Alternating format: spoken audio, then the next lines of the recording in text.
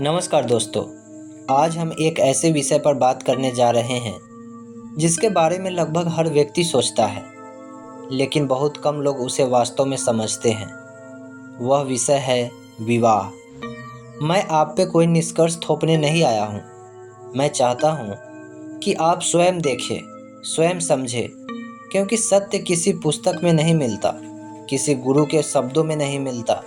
सत्य तब मिलता है जब मनुष्य अपने जीवन को ईमानदारी से देखना शुरू करता है। जरा अपने आप से पूछिए, क्या विवाह प्रेम से पैदा होता है या भय से? अधिकांश लोग कहेंगे प्रेम से, लेकिन यदि थोड़ा और गहराई में जाएं, तो पाएंगे कि अक्सर विवाह के पीछे प्रेम से अधिक भय होता है।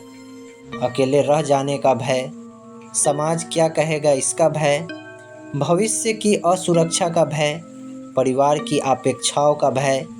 भय से लिया गया कोई भी निर्णय स्वतंत्र नहीं होता, और जहाँ स्वतंत्रता नहीं होती वहाँ आनंद भी नहीं टिकता।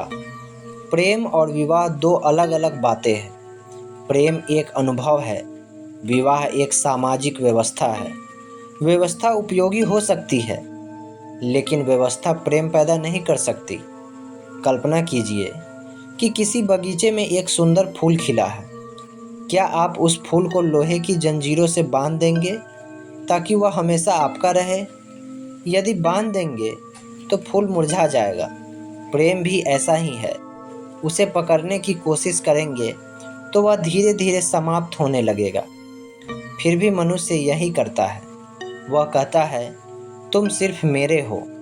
यही से प्रेम का संगीत टूटने लगता है और स्वामित्व की शुरुआत हो जाती है। सवाल यह नहीं है कि विवाह करे या न करे।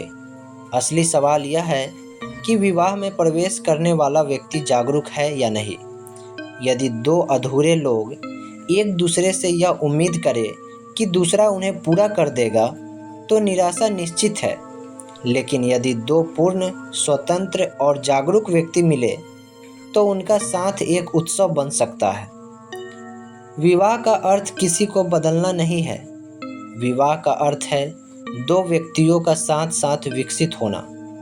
यदि आपका साथी आपकी स्वतंत्रता छीन रहा है या आप उसकी स्वतंत्रता छीन रहे हैं, तो यह प्रेम नहीं है, भय है। याद रखिए, प्रेम कभी कैद नहीं करता। प्रेम केवल अवसर देता है, खिलने का, बढ़ने का, स्वयं बनने का।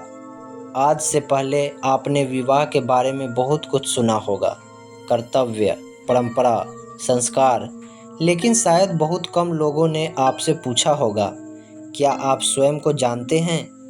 क्योंकि जो स्वयं को नहीं जानता, वह किसी दूसरे को कैसे जान पाएगा? इसलिए विवाह से पहले सबसे आवश्यक बात है स्वयं को समझना। जो अपने भीतर शांति नहीं पा सका, वह किसी भी संबंध में शांति नहीं ला सकता। आज के लिए बस इतना ही। अगले भाग में हम समझेंगे कि प्रेम धीरे धीरे क्यों समाप्त हो जाता है, और विवाह के बाद वही व्यक्ति जो कभी सबसे प्रिय था, कभी कभी सबसे बड़ा संघर्ष क्यों बन जाता है। धन्यवाद।